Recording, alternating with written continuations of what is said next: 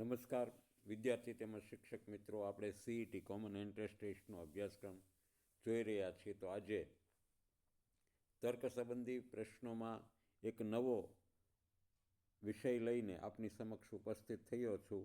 આજે આપણે સમયને અનુરૂપ જે દાખલાઓ છે તેમાં કેલેન્ડર અને ઘડિયાળના બંને પ્રકારના કેવા દાખલા પૂછાશે તે બાબતે છે આજે ચર્ચા કરીશું. તો ચાલો મિત્રો આપણે પ્રશ્ન તરફ જઈએ.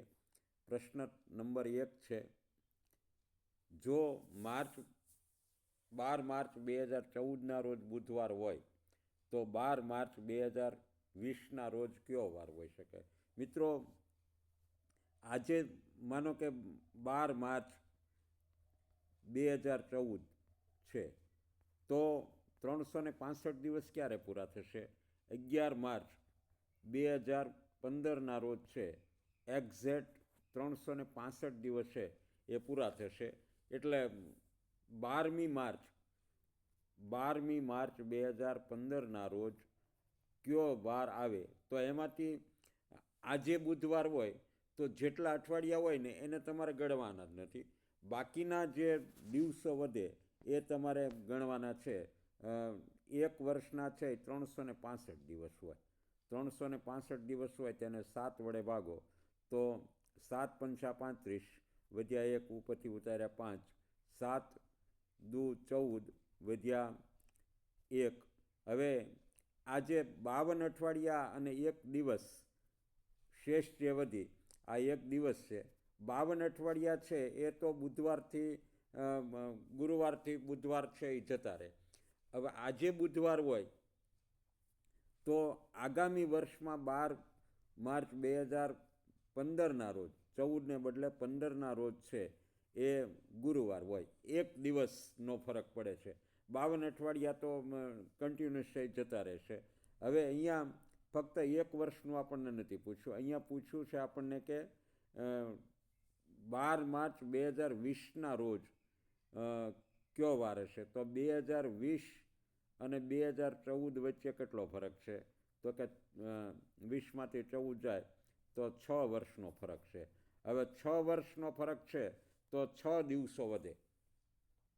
પણ આપણે માત્ર 6 વર્ષને જ ગણવાના, કારણ કે આપણે ગણતરી કરીએ છીએ 365 દિવસની. પણ દરેક વર્ષમાં 365 દિવસ હોતા નથી. જે સંખ્યા 4નો અવયવી હોય આવા વર્ષ છે એ મિત્રો લીપ યર હોય છે. આ જે લીપ યર હોય છે, આ લીપ યરમાં 365ને દિવસે છે એ 366 દિવસ હોય છે. એટલે 2014 12 માર્ચ એટલે 2 ફેબ્રુઆરી જતો રહ્યો છે. એટલે 14માં ફેબ્રુઆરી આવવાનો નથી. 12 માર્ચ 2020 એટલે 12 માર્ચ પહેલાં ફેબ્રુઆરી આવી જવાનો છે. એટલે લીપ યર કેટલા છે એ ગણશું તો લીપ યર છે એ મિત્રો 2016 અને 2020 આ બંને લીપ યર આવશે. એટલે કુલ કેટલા વર્ષો થાય? તો કે કુલ વર્ષો છે એ 2020 અને 2014 એની વચ્ચેનો જે સમયગાળો છે એ 6 વર્ષનો છે અને 2 વર્ષ લીપ યર આવે છે. એટલે કુલ 8 વર્ષ છે એ આપણે ગણવાના છે. હવે 8 વર્ષમાં છે એ 8 દિવસો વધે છે. તો 8 દિવસોને વળી આપણે છે એ 7 વડે ભાગશું તો 7 એકુ 7, 1 વધી શેષ વધી. આ જે દિવસો વધ્યા ને એને જ આપણે ગણવાના છે. આખા અઠવાડિયા જે પૂરા જતા રહે એને આપણે ગણવાના નથી. એટલે જો 12 માર્ચ 2014ના દિવસે છે એ બુધવાર હોય 12 માર્ચ 2014ના રોજ, તો 12/3/2020ના રોજ છે એ મિત્રો 1 દિવસ વધે છે. એટલે આપણે બુધવારથી આગળ 1 જ દિવસ ચાલવાનું છે. 12 માર્ચ 2020ના રોજ ગુરુવાર હશે. બુધવાર પછી છે એ ગુરુવાર આવે. એટલે આ આપણને પ્રથમ નજરે જોઈએ દાખલો ખૂબ કઠિન લાગે, પણ એકદમ સરળ રીત છે.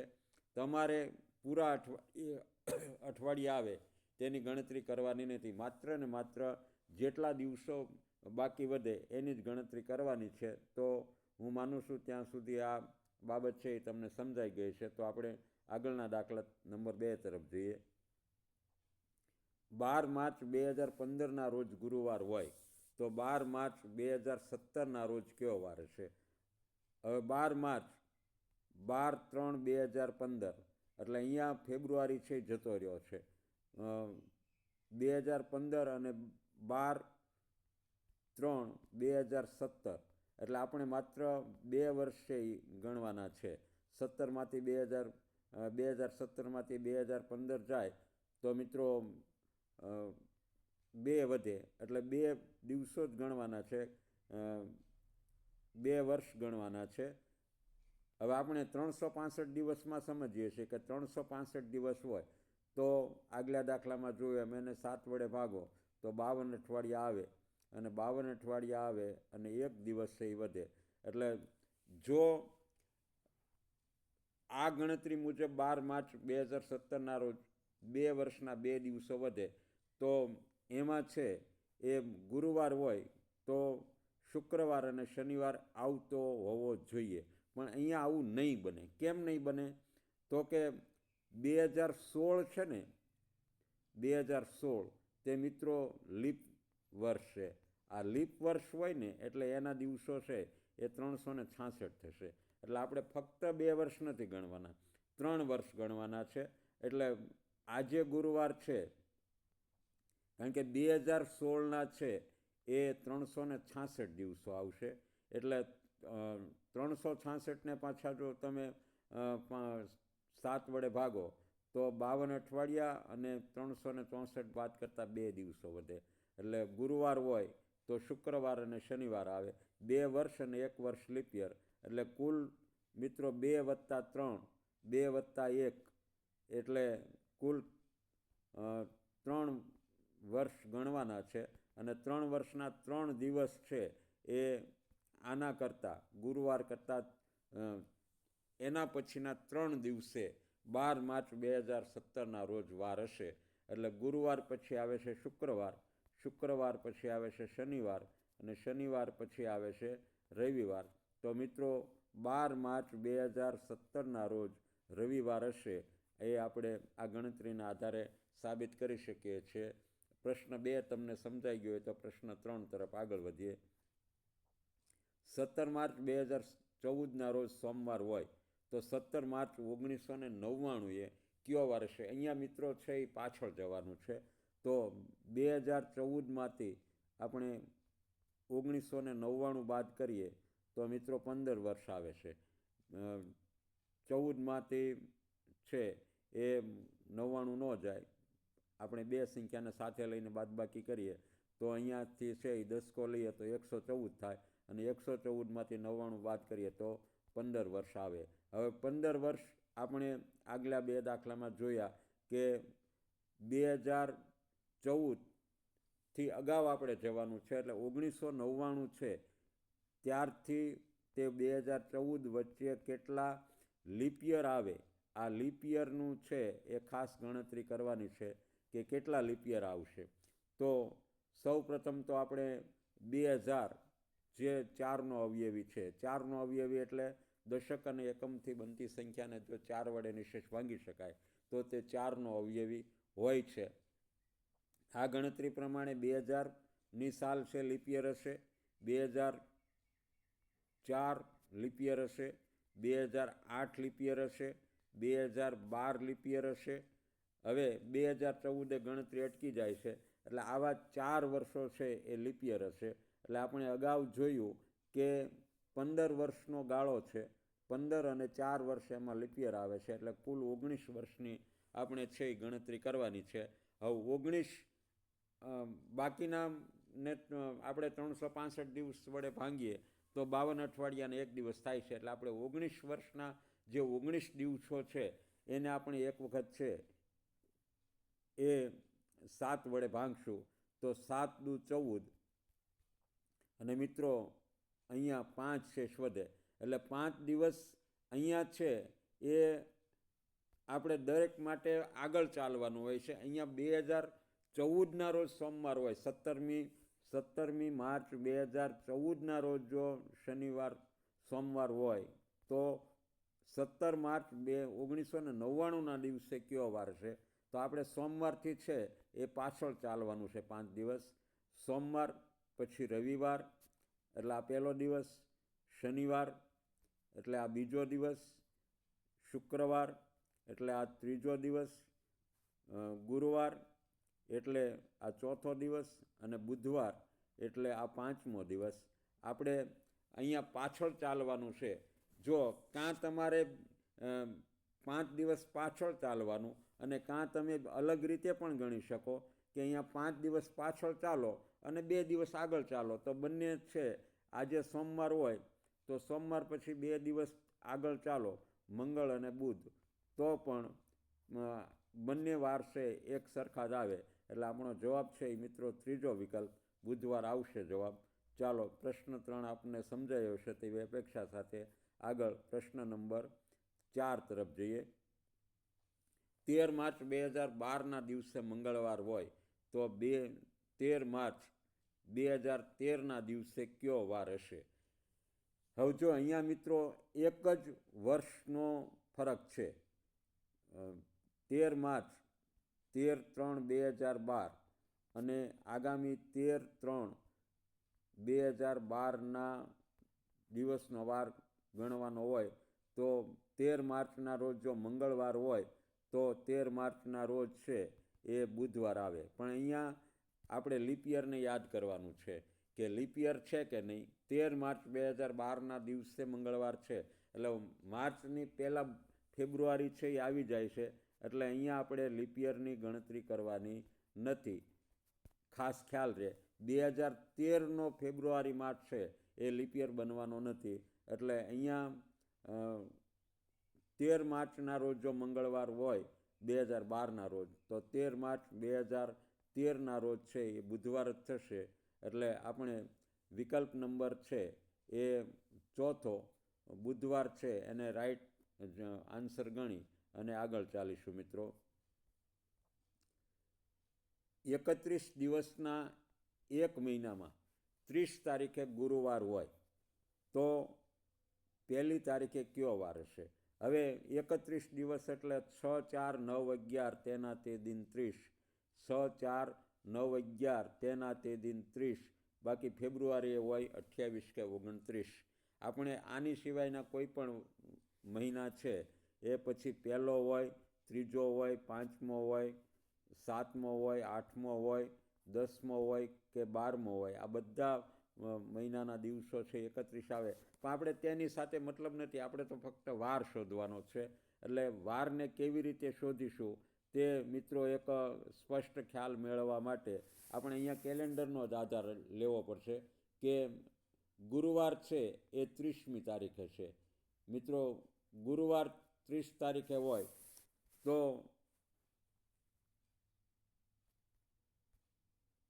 અગાઉની કઈ તારીખો એ છે એ ગુરુવાર હશે? 30 તારીખે ગુરુવાર છે તો 30 તારીખમાંથી 7 દિવસો જાય તો 23 તારીખે ગુરુવાર હશે. પછી 16 તારીખે ગુરુવાર હશે, 9 તારીખે ગુરુવાર હશે અને બીજી તારીખે ગુરુવાર હશે. આ ગુરુવાર હશે. આગલા દિવસો છે ગુરુવારની આગળ છે એ બુધવાર આવે તો બુધવારમાં છે એ અહીંયા 29 હશે, અહીંયા 22 હશે, અહીંયા 15 હશે, અહીંયા 8 હશે અને અહીંયા પહેલી તારીખ હશે. આપણને પહેલી તારીખે કયો વાર આવશે એ કીધું છે તો પહેલી તારીખે છે એ મિત્રો બુધવાર જવાબ આવશે. એટલે વિકલ્પ નંબર 1 આપણો રાઈટ આન્સર છે.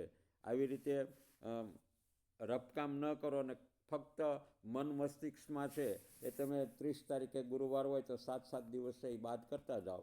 હવે બીજી તારીખને ગુરુવાર આવે તો પહેલી તારીખે છે એ બુધવાર હોય. આવું સામાન્ય રીતે તમારી મગજમાં ગણતરી ચાલે, મસ્તિષ્કમાં ગણતરી ચાલે કે રફકામ કરો, જવાબ તો કોઈ પણ રીતે છે સ્માર્ટ વિદ્યાર્થી તરત જ જવાબ લાવી દેશે. આ પ્રશ્ન આપને બધાને સમજાયો છે. આગળના પ્રશ્ન નંબર 6 તરફ જઈએ.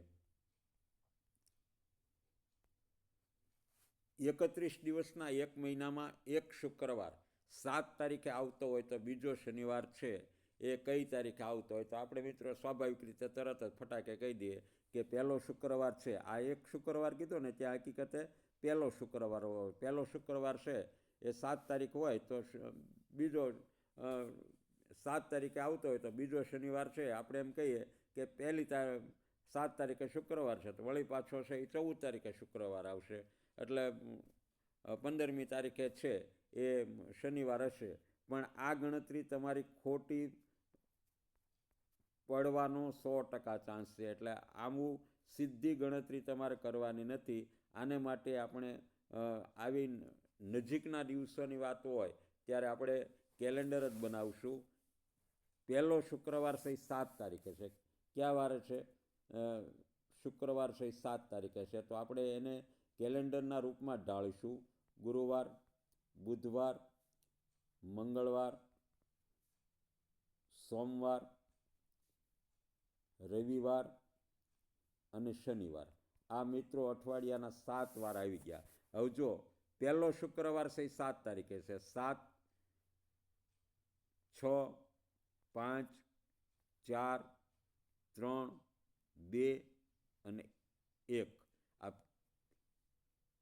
બીજો શનિવાર છે એ કઈ તારીખે આવશે? હવે પહેલો શનિવાર 1 તારીખે આવ્યો તો 7 તારીખને શુક્રવાર હોય તો 8 તારીખને બીજો શુક્રવાર આવે. જે આપણે પહેલાં ગણતરી કરી નાખીએ ને કે 15 તારીખે છે. 15 તારીખે શુક્રવાર આવશે પણ 15 તારીખનો શુક્રવાર છે એ ત્રીજો શુક્રવાર થશે. એટલે શાંત ચિત્તે વિચારવાનું છે. બીજો શનિવાર છે એ 15 તારીખે ન આવે. પહેલો શનિવાર છે એ 1લી તારીખે હતો એટલે બીજો શનિવાર છે એ મિત્રો 8 તારીખે આવશે. એટલે આપણો જવાબ વિકલ્પ નંબર 3, 8 તારીખને શનિવાર છે એ આવશે. પ્રશ્ન 6 આપને સમજાયો હશે. આગળ આપણે પ્રશ્ન તરફ જઈશું. પ્રશ્ન નંબર 7. મહેશનો જન્મ છે એ 15 માર્ચના રોજ થયેલો. આ વર્ષે પ્રજાસત્તાક દિવસ છે એ ગુરુવારે ઉજવાયો હોય અને આપેલું વર્ષે લીપ યર ન હોય તો મહેશનો જન્મ કયા વારે થયો હશે? હવે અહીંયા લીપ યર નથી, આની ચોખવટ કરી દીધી છે કે આપેલું વર્ષે લીપ યર નથી, કારણ કે સાલવારી આપી નથી કે આ વર્ષ 2000નું છે કે 2025નું છે કે 2023નું છે. આવી કોઈ સ્પષ્ટતા આપણને કરી નથી. પણ સાથોસાથ આ સ્પષ્ટતા કરી દીધી છે કે આ લીપ યર નથી. એટલે આપણે સામાન્ય વર્ષ છે એવું અંદાજ સાબિત થાય છે. એટલે આપણે ફક્ત ફેબ્રુઆરીના 28 દિવસો જ લેવાના છે. હવે અહીંયા પ્રજાસત્તાક દિવસ પહેલાં પ્રથમ તો કઈ તારીખે આવે? તો પ્રજાસત્તાક છે એ 26મી જાન્યુઆરીના રોજ હોય છે. એટલે આપણે અહીંયા માત્ર 2 મહિનાના જે દિવસો છે એ જ ગણવાના છે. 26મી જાન્યુઆરી આપણો પ્રજાસત્તાક દિન છે અને તે દિવસે છે એ મિત્રો ગુરુવાર હતો. તો 26 પછીના દિવસો કેટલા વધે? તો જાન્યુઆરીના દિવસો પહેલાં ગણશું, પછી ફેબ્રુઆરીના ગણશું. જાન્યુઆરીના મિત્રો છે એ 5 દિવસો વધશે. કેવી રીતે 5 દિવસો? તો કે 26 તારીખે છે એ પ્રજાસત્તાક દિન હોય છે એટલે 31માંથી છે એ 26 બાદ કરવામાં આવે તો 5 દિવસો વધે. હવે ફેબ્રુઆરી, તો ફેબ્રુઆરીના કેટલા દિવસો છે? લીપ યર નથી એટલે આપણે સ્પષ્ટ રીતે 28 દિવસો જ લખવાના છે. હવે મહેશનો જન્મ છે એ 15મી માર્ચના રોજ છે. તો માર્ચના કેટલા દિવસો લેશું? તો 15 દિવસો લેશું. તો 5 ને 5 10 ને 8 18નો આઠડો વધી 1, 1 ને 2 3 ને 1 4, 48 દિવસોની ગણતરી છે એ મિત્રો આપણે કરવાની છે. હવે 48 દિવસોનું કેલેન્ડર બનાવવા જઈએ તો વાર લાગે. માત્ર 48ને આપણે 7 વડે ભાંગશું તો 7 6 42 અને 48માંથી 42 જાય તો 6 શેષ વધી. એટલે આપણે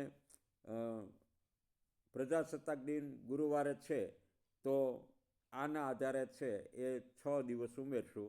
તો ગુરુવારમાં 6 દિવસ ઉમેરવામાં આવે તો મિત્રો મંગળવાર છે એ જવાબ આવે છે.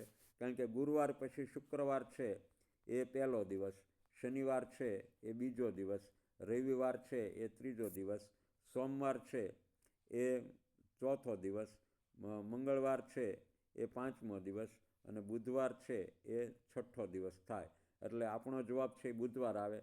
6 દિવસ ઉમેરવા ન હોય તો ગુરુવાર છે એના દિવસે 26મી જાન્યુઆરી છે એમાં 6 દિવસ ઉમેરો કે 1 દિવસ બાદ કરો, બંને જવાબ એક સરખા જ આવે. એટલે આપણો રાઈટ આન્સર વિકલ્પ 3 બુધવાર છે. પ્રશ્ન 7 તમે સમજી ગયા હશો. હવે આપણે પ્રશ્ન નંબર 8 તરફ જઈશું. સુરેશનો જન્મ છે એ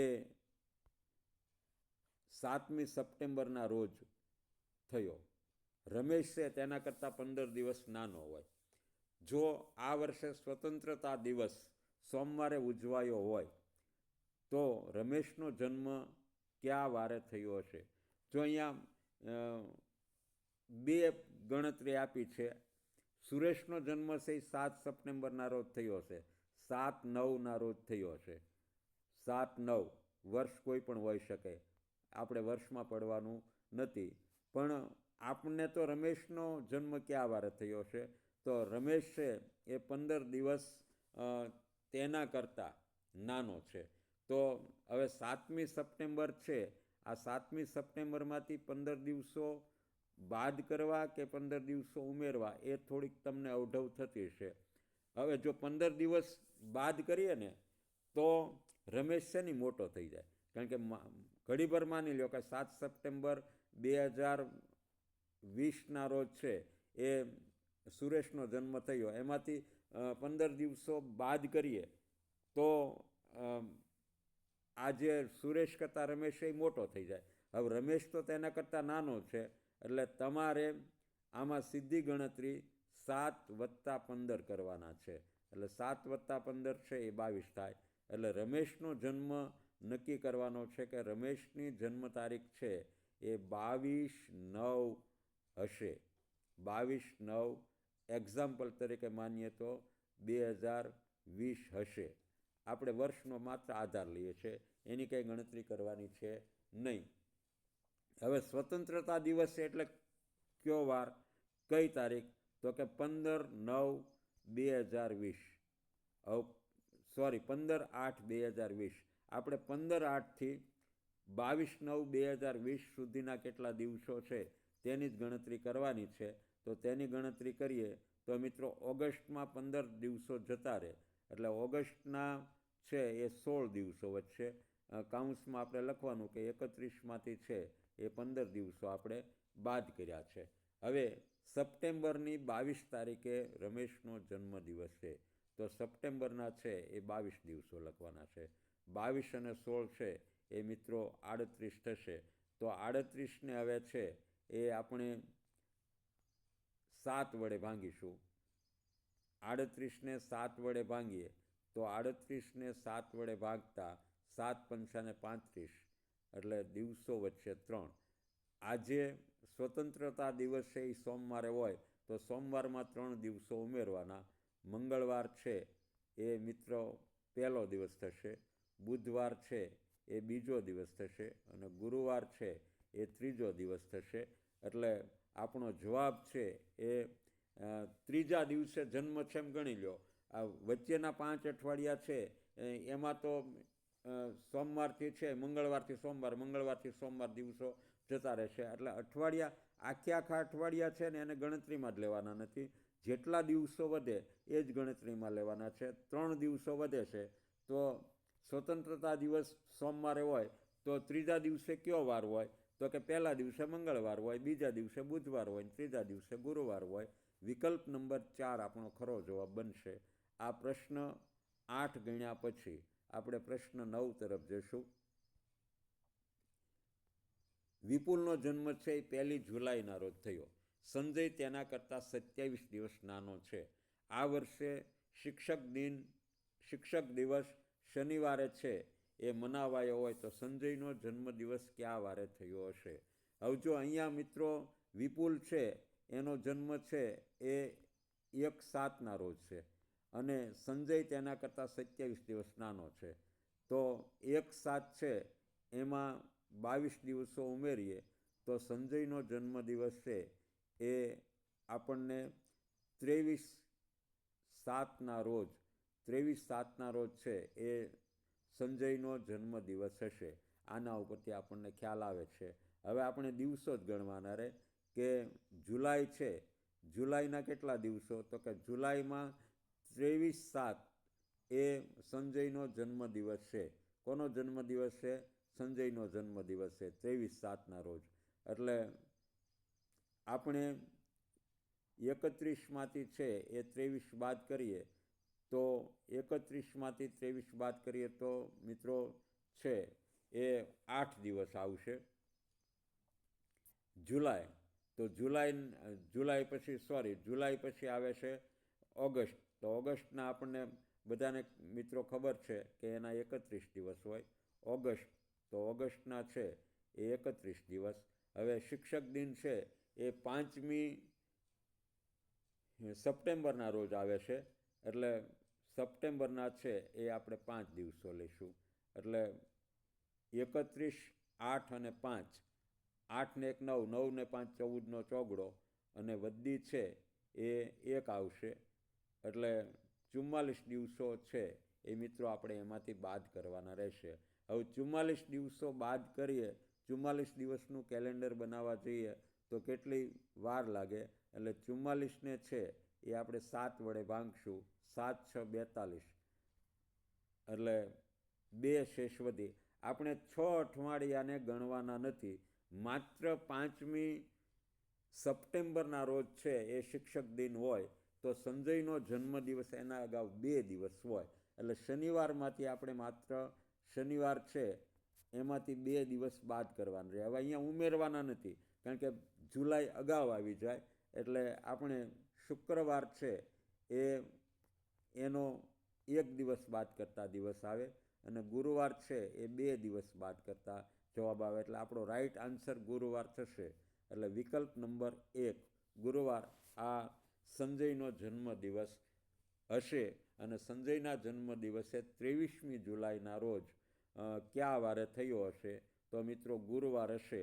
આ આપણે 100% કહી શકીએ છીએ. એટલે આવી ટૂંકી ગણતરી, જ્યારે દિવસો કયો દિવસ હશે એ નક્કી કરવાનું હોય ત્યારે તમારે આખા અઠવાડિયા છે એ બાદ કરી નાખવાના, અને પછી જેટલા દિવસો વધે એ જો પછીની તારીખ આવતી હોય એટલે આટલા દિવસો ઉમેરવાના, અગાઉની તારીખ આવતી હોય તો આટલા દિવસો છે એ બાદ કરવા. આ ખાસ ખ્યાલ રહે.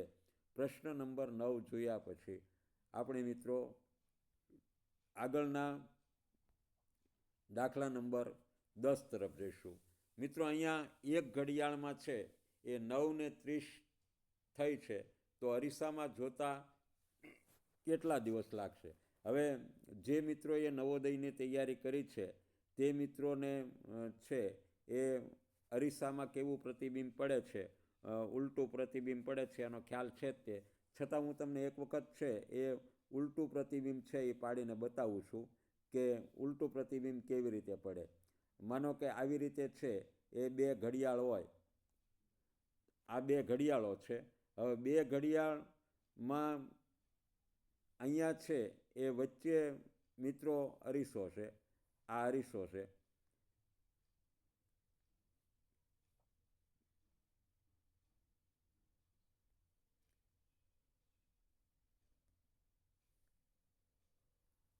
આ અરીસો છે.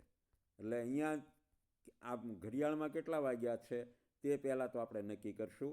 હવે અહીંયા જો આંકડા લખશું ને તો આપણે કન્ફ્યુઝનમાં આવશું. એટલે આપણે આંકડા નહીં લખીએ.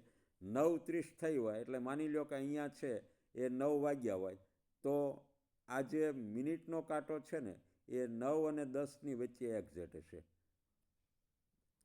ક્યાં હશે? 9 અને 10ની વચ્ચે એક્ઝેક્ટ અહીંયા મિનિટનો કાંટો હશે.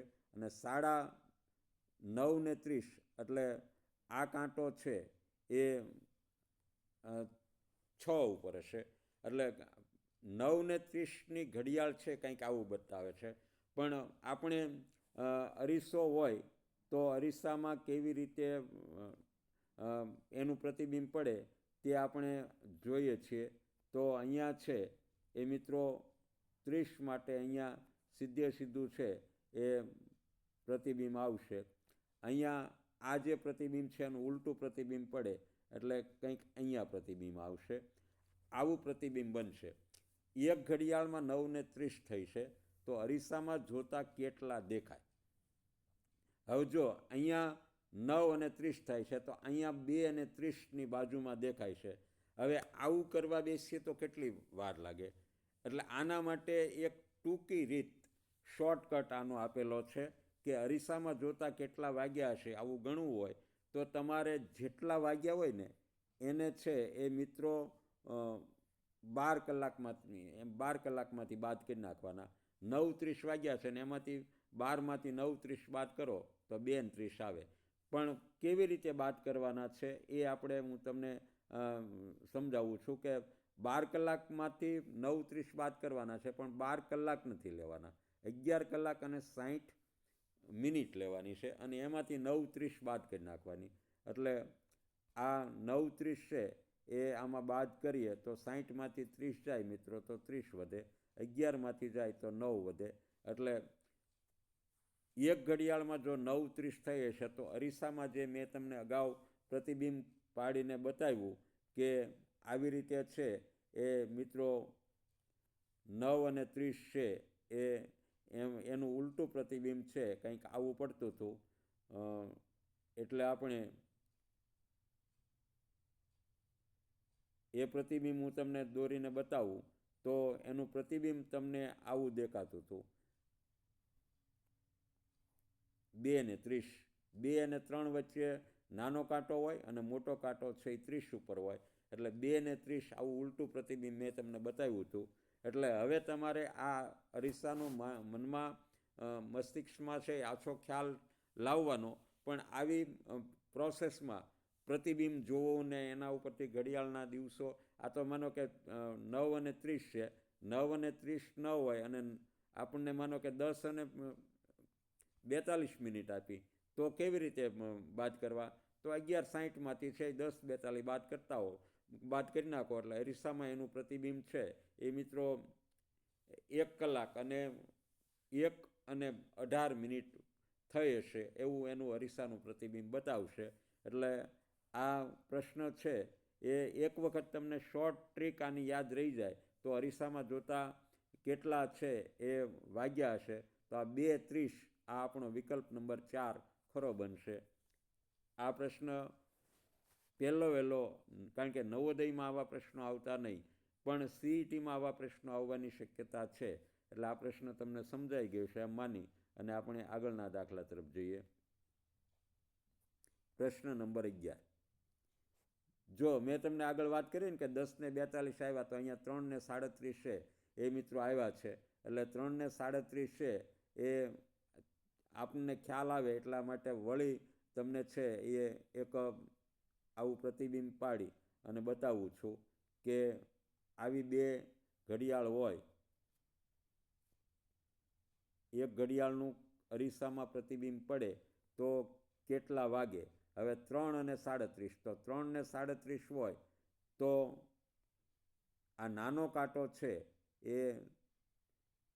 3 અને 4ની વચ્ચે હશે અને 37 એટલે અહીંયા માનો કે 6 હોય ને અહીંયા 7 હોય તો 7 પછી 2 મિનિટ એટલે અહીંયા છે એ મોટો કાંટો આવે.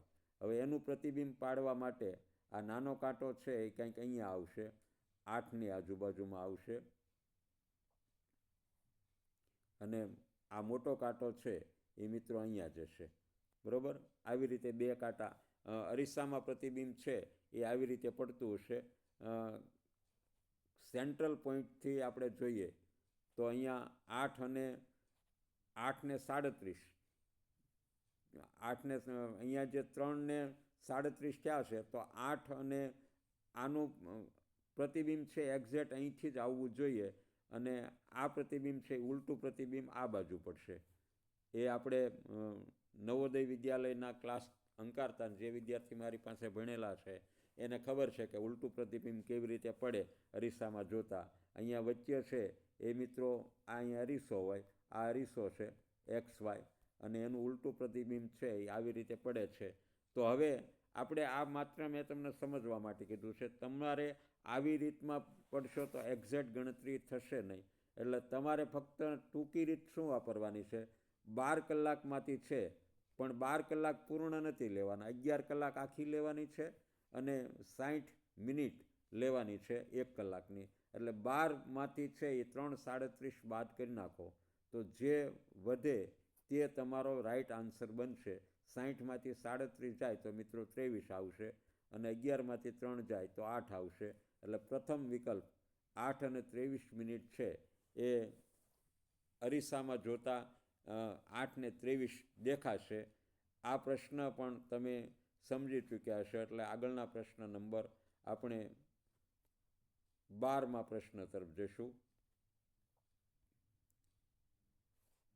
એક ઘડિયાળમાં 12 અને 15 થઈ છે તો ઘડિયાળના બંને કાંટા વચ્ચેનો કેટલો ખૂણો બને? તો હવે હું તમને આમાં ઘડિયાળ દોરીને બતાવતો નથી. આપણે 12માંથી જ છે એ 11 કલાક અને 60 મિનિટ એટલે 12 વાગવામાંથી 12 ને 15 બાદ કરવાની છે. તો અહીંયા 12 ને 15 બાદ કરશો તો કંઈક વિચિત્ર વાત આવશે. એટલે 12 15 એટલે હકીકતે તે 0:15, કારણ કે ફક્ત 12 વાગવા પછી જે મિનિટ ચાલુ થાય ને એને 0:15 જ કહેવાય. એટલે આપણે 0:15 જ બાદ કરવાના છે. 60માંથી 15 જાય તો 45 અને 11માંથી 11 જાય, 11માંથી 0 જાય તો 11, એટલે